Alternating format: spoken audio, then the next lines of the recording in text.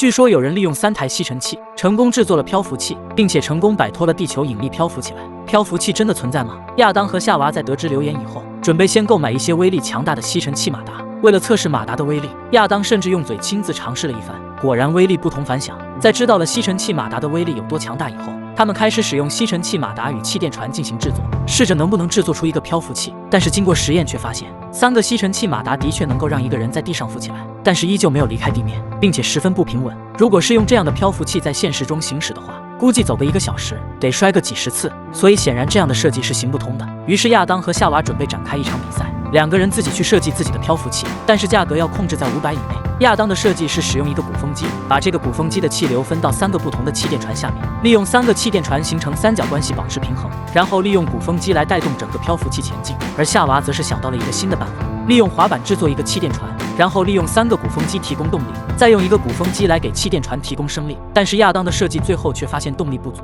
即使是改成用电锯的马达进行作弊，让造价变得超过了500，但是即使如此，亚当的漂浮器依旧没有足够的动力。在亚当作弊以后，夏娃也开始进行作弊，在原本1个鼓风机提供风力的基础上增加了1个，这也许会让夏娃获胜的几率提升很多。在最后的比赛进行的时候，亚当的漂浮器依旧没有做出一个良好的动力提供方式，但是夏娃的漂浮器却也因为在沙地的原因，导致机器进入了太多的沙子，不能正常行驶。最后2个人都是让自己的队伍推着他们设计的漂浮器到达了终点。显然还是亚当的队伍力气比较大，亚当首先到达了终点，但是第2回合夏娃的机器已经恢复运转，再结合人力驱动，夏娃的漂浮器终于还是打败了亚当，成为这一轮的胜者。2人也是1比1战平。不过对于漂浮器，他们也是提出了自己的看法。按照现在的情况看来，其实漂浮器也是有可能存在的。我是但丁，我们下期见。